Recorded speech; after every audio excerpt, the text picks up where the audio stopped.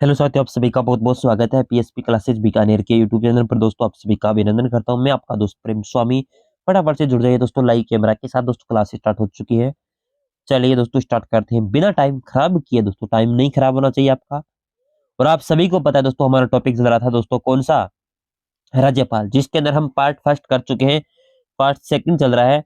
दोस्तों, part second के अंदर हमने पहला पढ़ा था, वो सारा याद है क्या दोस्तों? जल्दी से बता दीजिए, थम्स अप कर दीजिए कि सर हमें याद है। ये एक वीडियो रिकॉर्ड करके डाल रहा हूँ, नेक्स्ट वीडियो लाइव होने वाला है। ठीक है, ये दो वीडियो, एक कल रात को चला गया था, एक आज चला जाएगा। आज शाम को 5 बजे लाइव हो जाएगी। ठीक है क्लास? और कोई दिक्कत वगैरह है तो कमेंट कर दीजिए दोस्तों। ठीक है, मैं क्वेश्चन पूछूंगा तो आपको याद होने चाहिए सारे के सारे दोस्तों। फिर मत कहना कि सर में याद नहीं है। ये मेरे दोस्तों कभी दोस्तों में कहीं ऑफलाइन अगर क्लास लेता हूँ तो दोस्तों यही मेरा उद्देश्य होता है कि स्टूडेंट को जितना पढ़ाऊं उतना याद हो। अगर याद ही नहीं है दोस्तों, पढ़ाने का मतलब भी व्यर्थ है। इस चीज को ध्यान में रखना। यहाँ पर ऑनलाइन का ऐसा मतलब नहीं होना चाहिए कि सर ऑनलाइन है आप कुछ नहीं करेंगे या पढ़ाने आए बस पढ़ा देंगे। ये उद्देश्य नहीं होना चाहिए। मैंने सबसे पहले ही बात कह देता हूँ दोस्तों, बैच स्टार्ट किया, इसके अंदर एक स्टूडेंट पढ़े या जीरो पढ़े दोस्तों, मुझे कोई मतलब नहीं है। चाहे बेस्ट पढ़ेंगे, ज्यादा पढ़ेंगे तो हम मोटिवेट होंगे। अगर नहीं पढ़ेंगे दोस्तों मत पढ़ो। आपका दोस्तों सपोर्ट आपका है। अगर आप दोगे सपोर्ट तो हम पढ़ा देंगे अच्छा से अच्छा। फिर दोस्तों क्लास लेने का मन थोड़ी करेगा दोस्तों अगर कम स्टूडेंट देखेंगे। ठीक है, पैसा कमाना मेरा मकसद नहीं है। मैं सबसे पहले ही मैंने बात कह दी थी जिसने यूट्यूब चैनल ओपन किया था। अगर पैसा कमाना मकसद होता दोस्तों, मैं हर चीज मेहनत करने के लिए फुल तैयार था। मैं केवल दोस्तों जो स्टूडेंट घर बैठे तैयारी करना चाहते हैं उनको फ्री कंटेंट देने के लिए मैं आया हूँ। और जितना मेरे पास ज्ञान है वो, कुछ स्टूडेंट कहते हैं कि सर आपके पास व्यूज ही नहीं आते। व्यूज नहीं आए हो। जहाँ बेस्ट कंटेंट मिलेगा वहां पर व्यूज थोड़ी आएंगे, थोड़ी कम ही आएंगे। लेकिन फिर भी मैंने सोचा कि आपको बेस्ट से बेस्ट दे।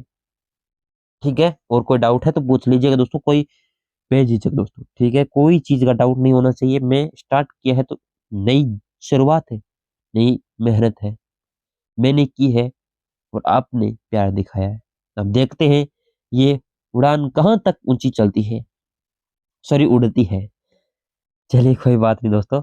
हमने अनुच्छेद 300, सॉरी 100 कौन सा 56 पढ़ा था, कौन सा था दोस्तों? जल्दी से कमेंट करिएगा। और एक थोड़ी सी चीजें हम पढ़ेंगे अनुच्छेद 361 के तहत दोस्तों, क्योंकि हम राज्यपाल को हटाने के संबंध में हम पढ़ रहे थे। यही तो पढ़ रहे थे, राज्यपाल का कार्यकाल। तो उसके तहत राज्यपाल के कार्यकाल के दौरान राज्यपाल के विरुद्ध आपराधिक मामलों में न्यायालय में कार्यवाही नहीं होती है। राज्यपाल अपने पद की शक्तियों के प्रयोग, कर्तव्यों के पालन के लिए किए गए कार्य के किसी लिए किसी न्यायालय में प्रत्युत्तरदायी नहीं है दोस्तों। अगर राज्यपाल पद पर रहता है उस समय तक ना तो उसके विरुद्ध में आपराधिक मामले दर्ज होंगे कहीं पर, और ना ही दोस्तों राज्यपाल के विरुद्ध हाई कोर्ट या सुप्रीम कोर्ट तक उसके अंदर नहीं किया जाए, केस नहीं होता, अपराध मामला दर्ज नहीं होता राज्यपाल के विरुद्ध। कौन सा अनुच्छेद है दोस्तों? ये 361। तो सर अगर राज्यपाल कोई कार्य कर दे, दुकान कर दे दोस्तों, उनका उत्तरदायी कौन होगा? तो राज्यपाल पद से हटाया जाएगा, उसके बाद दोस्तों उस पर कार्यवाही होगी। ये बताता हूँ थोड़ा। देखिए, राज्यपाल के व्यक्तिगत कार्यों के संबंध में सिविल कार्यवाही शुरू की जा सकती है, लेकिन पहले निम्न शर्तें, 3 शर्तें पूरी करनी होगी। मान लीजिए कि राज्यपाल के विरोध कोई हो जाता है दोस्तों कार्य, जिसके तहत राज्यपाल को दोस्तों मामला दर्ज हो जाता है विरोध में, तो दोस्तों जो सिविल कार्यवाही है वो शुरू की जा सकती है। लेकिन उसके लिए भी क्या करना पड़ेगा? राज्यपाल से दोस्तों लिखित सूचना राज्यपाल को देनी होगी। कौन देगा दोस्तों? जो भी जहां पर मामला दर्ज हो रहा है वो देगा। लिखित सूचना राज्यपाल को देनी होगी। ऐसी सूचना के बाद कम से कम 2 महीने का समय देना होगा, ना कि दोस्तों आज मामला दर्ज हुआ है कल।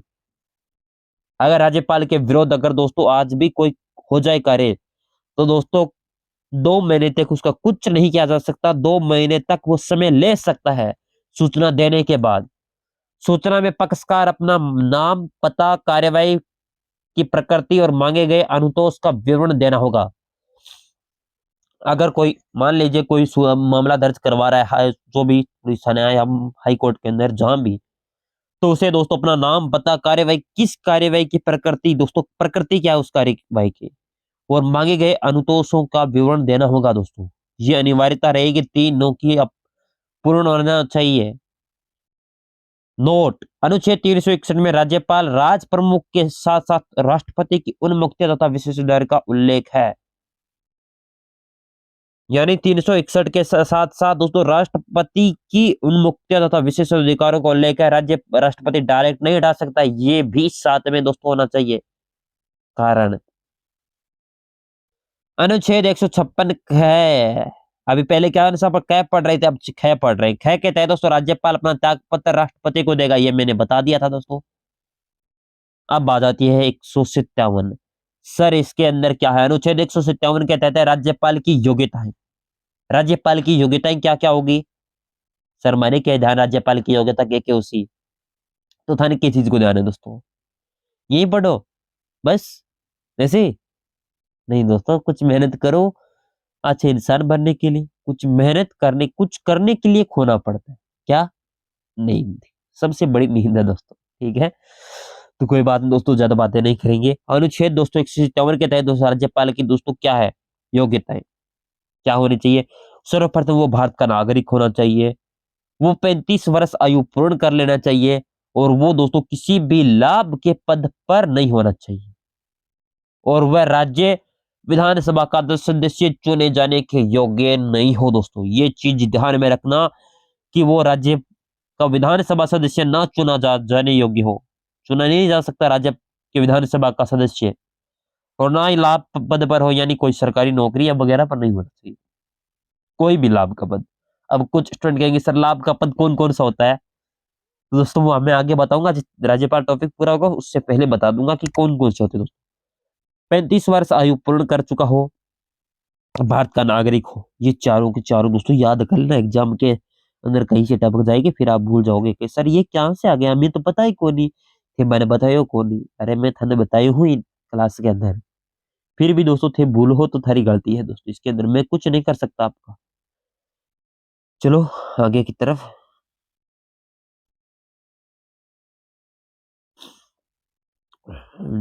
राज्यपाल के पद की शर्त, कौन कौन सी शर्तें पूरी होनी चाहिए? 158 के अंदर, सॉरी 1 के अंदर या 1 के अंदर क्या है के तहत राज्यपाल को संसद और राज्य के विधानमंडल का सदस्य नहीं होना चाहिए। यदि वह उपयुक्त में से किसी एक का सदस्य हो तो शपथ ग्रहण करने से पूर्व उस पद का त्याग होना चाहिए। बता दूं क्या लाभ के पद कौन कौन से अभी आ रहे हैं दोस्तों? ठीक है, यानी दोस्तों जो पद है दोस्तों उसके लिए क्या क्या योग्य तो वो सर्वप्रथम संसद का सदस्य नहीं होना चाहिए। दूसरी बात, वो राज्य विधानमंडल का सदस्य नहीं होना चाहिए। अगर वो दोस्तों किसी कारणवश होता है, नियुक्ति भले ही हो जाए, लेकिन शपथ से पहले उससे उस पद से इस्तीफा देना पड़ेगा। 2 नंबर, 158 के तहत किसी सार्वजनिक या स्थानीय प्राधिकरण के लाभ पद पर ना हो, ना ही दोस्तों सार्वजनिक पद पर हो, ना ही दोस्तों प्राइवेट वगैरह, यानी कोई कंपनी का मालिक आ जाए और राज्यपाल बन जाए दोस्तों, ऐसा नहीं है पॉसिबल। अगर वो बनता है तो उसे शपथ से पहले क्या देना पड़ेगा? इस्तीफा। 158 के तहत बिना किराया दिए सरकारी आवास का उपयोग करता है दोस्तों।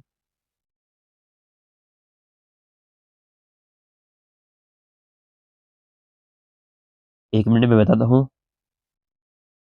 वह होना चाहिए 158 के तहत दोस्तों, वो बिना किराया दिए सरकारी आवास का उपयोग करता है दोस्तों। ठीक है, और राज्यपाल को निःशुल्क आवास के साथ साथ चिकित्सा और हवाई सुविधाएं भी उपलब्ध होती है, निःशुल्क सारी की सारी। ये भी शर्तें पूरी करनी होनी चाहिए दोस्तों। 158 के तहत राज्यपाल की उपलब्धियां भत्ते पदावधि के दौरान कम नहीं किए जाएंगे। राष्ट्रपति द्वारा 2 से अधिक राज्यों के राज्यपाल होने पर उसका वेतन निर्धारित किया जाएगा। अब मैंने थोड़ी देर कल वाली क्लास के अंदर मैंने बताया था, पिछली क्लास के अंदर, कि वो 2 राज्यों का राज्यपाल बन जाता तो 7 लाख रुपए वेतन हो जाता, क्योंकि 3,50,000 रुपए पहले एक राज्य का था, लेकिन 7 लाख का किया जा सकता है, लेकिन वो राष्ट्रपति के प्रसाद पर्यंत, यानी राष्ट्रपति उसमें संशोधन कर सकता है। 3,50,000 रुपए तो मिनिमम है ही, अधिकतम 7 लाख तक दोस्तों वो कितने दे सकता है? वो राज्य सॉरी राष्ट्रपति के ऊपर प्रसाद पर्यंत रहेगा। सर सच में क्या? हाँ सच में रहेंगे दोस्तों। ठीक है, ठीक है, 1 मिनट बताता हूँ, 1 मिनट। चलिए, 1 मिनट, कौन सी स्लाइड थी? स्लाइड एरर आ रही है क्या स्लाइड के अंदर? 1 मिनट में देखता हूँ, 1 मिनट रुकना।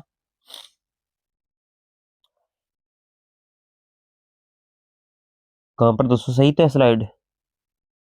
सर सही तो है स्लाइड पिछली? हाँ ये ठीक है, चलिए। अनुच्छेद 158 का तहत हमने पढ़ लिया था, ये चीजें होनी चाहिए। 4 के तहत है दोस्तों ये। अब नोट लगा कर एक चीज है दोस्तों, वो मैं बताता हूँ, 1 मिनट, थोड़ा सा एरर हो गया था बीच में।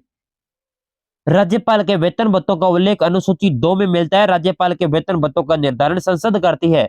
राज्यपाल के वेतन के राज्य की संचित या समेकित निधि से, जबकि पेंशन भारत की संचित या समेकित निधि से दिया जाता है। राज्यपाल का वेतन वर्तमान में 3,50,000 रुपए जो कर मुक्त होता है दोस्तों।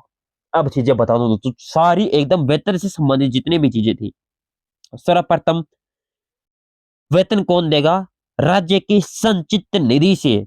अगर वो 2 राज्यों का राज्यपाल बन जाता है तो कौन देगा वेतन?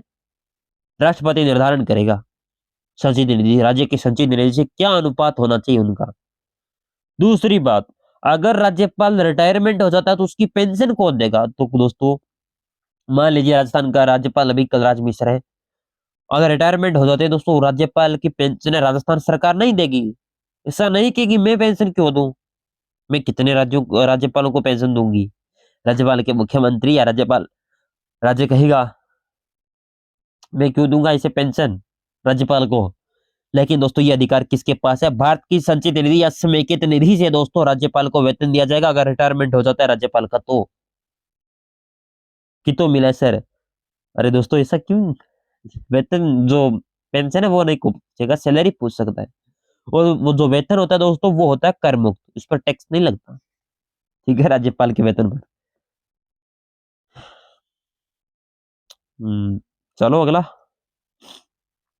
अनुच्छेद 159 के तहत राज्यपाल की शपथ उस राज्य के उच्च न्यायालय मुख्य न्यायाधीश द्वारा दिलाई जाती है। यदि मुख्य न्यायाधीश उपस्थित न हो तो न्यायालय के वरिष्ठ न्यायाधीश द्वारा शपथ दिलाई जाती है। ठीक है, राष्ट्रपति शपथ नहीं दिलाएगा। चीजों को ध्यान में रखना, मैंने पहले बोला था चीजों को ध्यान में रखो, ध्यान में रखो। मैंने जानबूझ के उस समय राष्ट्रपति बोला था, लेकिन किस स्टूडेंट ने कमेंट नहीं किया कि सर राष्ट्रपति आप कैसे बोला। क्योंकि क्लास पूरी देखते नहीं हो, फिर आप कमेंट कैसे करते हो दोस्तों? ये भी कभी कौन क्लास देख रहा है ये पता ही नहीं है अभी। ठीक है, तो राज्य की 200 अनुच्छेद 159 के तहत क्या किया गया है? जो उच्च न्यायालय के मुख्य न्यायाधीश या शपथ दिलाएगा, या दोस्तों कौन? मुख्य न्यायाधीश उपस्थित नहीं हो तो दोस्तों वरिष्ठ न्यायाधीश शपथ दिलाएगा। किस चीज की शपथ लेगा? वो लेगा दोस्तों संविधान विधि का परीक्षण परिरक्षण, यानी संविधान की जो रक्षा करने का, संरक्षण और प्रतिरक्षण की शपथ लेता दोस्तों। ठीक है, इतनी चीज थाने समझ में आई क्या दोस्तों? नहीं आई तो भाई अभी बता सको कि सर मैंने आज चीज समझ में कौन नहीं थी, दोबारा बताओ। मैंने चीज को बेरा कौन नहीं दोस्तों, पता कौन नहीं।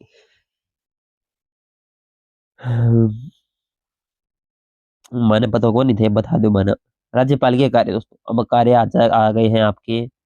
बहुत ही बढ़िया टॉपिक है दोस्तों, ईमानदारी से सभी पढ़ना, बहुत मजा आएगा इस टॉपिक के अंदर।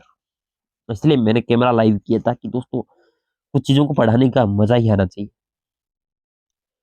राज्य के सभी मुख्य पदों की नियुक्ति दोस्तों, राज्य के सभी मुख्य पदों की नियुक्ति दोस्तों ध्यान में रखना। राज्य के जितने भी पद होंगे उनकी नियुक्ति कौन करेगा दोस्तों? कौन करेगा? राज्यपाल करेगा।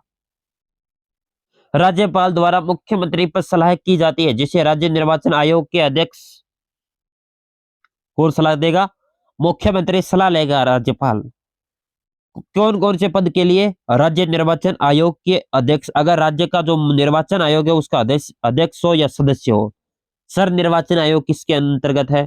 अनुच्छेद 243 के और 243 जड ए के अनुसार दोस्तों। ठीक है, राज्य वित्त आयोग के अध्यक्ष की नियुक्ति व सदस्यों की नियुक्ति किस अनुच्छेद के तहत? 243 आई और 243 वाई के तहत। राज्य की महाधिवक्ता एडवोकेट जनरल की नियुक्ति अनुच्छेद 165 के तहत। जिला न्यायालय के मुख्य न्यायाधीश की नियुक्ति अनुच्छेद 233 के अनुसार।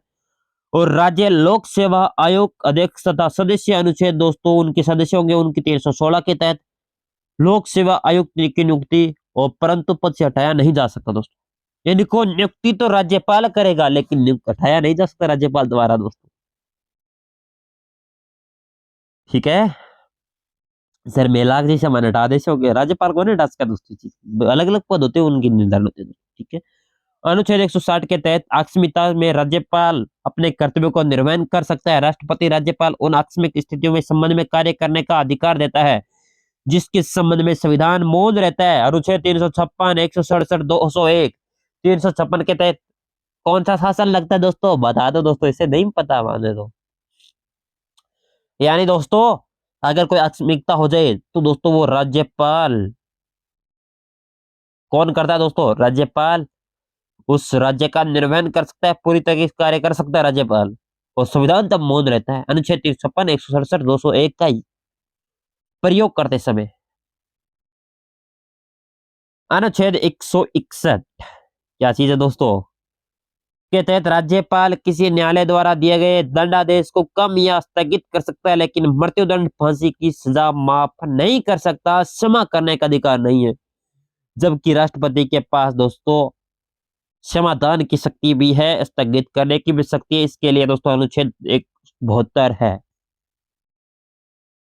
ठीक है। अब दोस्तों राज्यपाल क्या कर सकता है दोस्तों? दंडादेश है उसे स्थगित नहीं कर सकता, कम कर सकता है उसे। अगर मृत्यु दंड की फांसी दी गई तो उसे माफ नहीं कर सकता, कम नहीं कर सकता, सॉरी, माफ नहीं कर सकता तो कम कर सकता है। ठीक है, मृत्युदंड तो दे दिया दोस्तों, उसे कम क्या करना है। और अनुच्छेद 72 के तहत दोस्तों ये क्षमादान की शक्ति राष्ट्रपति के पास है। राष्ट्रपति तो दोस्तों माफ कर सकता है। जल्दी पढ़ो दोस्तों। क्षमादान की शक्ति 3 प्रकार की होती है: लघुकरण, दंड कम करना, निलंबन, दंड को समाप्त करना, परिहार, पुनः जांच के लिए भेजना। ये 3 अधिकार किसके पास है? राज्यपाल के पास।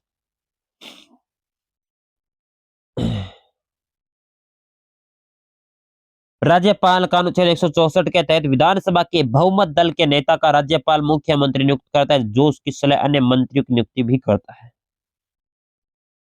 मान लीजिए दोस्तों अपने राज्य के मुख्यमंत्री अशोक जी गहलोत, ठीक है, इनकी नियुक्ति किसने की थी दोस्तों? राज्यपाल ने।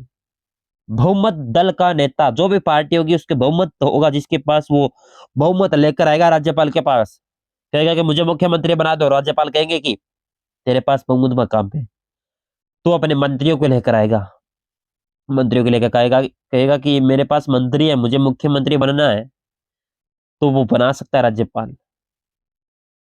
और जो मंत्री पद की शपथ है दोस्तों, या मंत्रिमंडल का विस्तृत है दोस्तों, या मंत्रिमंडल देना है, उसके संदर्भ में मुख्यमंत्री की सलाह लेकर राज्यपाल नियुक्ति देता है। नोट, अनुच्छेद 164 के तहत राज्य मंत्री परिषद राज्यपाल के प्रसाद पर्यंत रहती है। इस शक्ति का राज्यपाल बहुत बार दुरुपयोग किया है। क्या दोस्तों? मंत्री परिषद को कौन दखल अंदाज कर सकता है दोस्तों? कौन भंग कर सकता है? राज्यपाल भंग कर सकता है दोस्तों। ये किसके पास अधिकार है? मेरे किसके पास अधिकार है? ये दोस्तों अपने राज्यपाल के पास अधिकार है। ये बहुत बार हो चुका है दोस्तों, आपने राजस्थान के अंदर भी देखा होगा। ठीक है, यहाँ से कोई भी दोस्तों कोई नेता चला, मान लीजिए दोस्तों भी मुख्यमंत्री अशोक जी गहलोत है, अगर दोस्तों दूसरी विपक्ष की पार्टी अपने जो मंत्री है और कुछ कांग्रेस के मंत्रियों को पकड़ के ले जाती है राज्यपाल के पास, एक बार तो दोस्तों बन सकता है, लेकिन फिर जो मंत्री हैं कांग्रेस के, उनकी दोस्तों क्या हो जाती है? मान्यता खारिज जिसे बोलते हैं, वो हो जाती है। तब दोस्तों वो मंत्रिमंडल भंग हो जाती है पूरी तरीके से। इस प्रकार दुरुपयोग बहुत बार हुआ है दोस्तों। इस प्रकार के कोई अगर दखल अंदाजी करनी होती है दोस्तों, विपक्ष को दोस्तों इस प्रकार की बहुत करता है दोस्तों। आपने सुना होगा न्यूज के अंदर, हम ज्यादा डिटेल में नहीं जाएंगे। ठीक है।